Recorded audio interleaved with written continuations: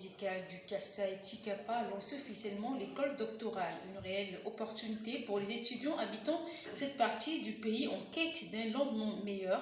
La cérémonie a été présidée par le vice-gouverneur de province Gaston Collet. Les détails avec Franklin Claire Kalou. Mercredi 14 juin 2023 reste une date mémoriale dans l'histoire de l'Institut supérieur des techniques médicales de Tchikapa.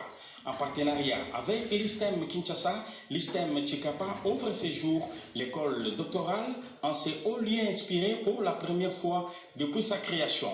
Rêve caressé par le docteur professeur Grégoire Bosco Chitenge Chamouyaya, les jours où il a pris les bâtons de commandement de l'ISTEM Tchikapa. Nous savons que l'enseignement universitaire est l'apanage des professeurs. Malheureusement, ils sont combien pour la province du Kasaï? Moins de 20 au total pour toute la province. La cérémonie académique de ces jours, caractérisée par le lancement officiel de l'école doctorale de l'ISTEM Kinshasa, en partenariat avec l'ISTEM Tchikapa, est un grand événement, non seulement pour les bénéficiaires, le corps scientifique de l'ISTEM Tchikapa, mais aussi et surtout pour la province du Kasaï tout entière. Prenant la parole, le professeur Lutumba, un représentant du DG de l'ISTEM Kinshasa, venu spécialement à Tchikapa pour cette fin, s'exprime en ces termes en faisant ces constats. Je voudrais ici exprimer toute la joie de voir cet enthousiasme qu'il y a actuellement à Tchikapa quant à l'ouverture du 3e cycle.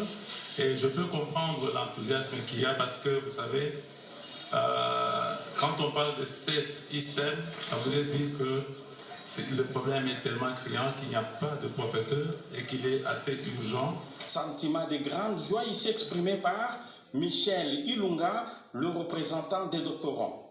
Gaston Collet, vice-gouverneur du Kasaï, qui a lancé officiellement l'ouverture de l'école doctorale à l'ISTEM Tchikapa, a remercié les comités de gestion de l'ISTEM avec à sa tête Grégoire Bosco Chitenge, qui, dans un temps record, a construit les bâtiments administratifs et auditoires sur fonds propres de cet alma mater.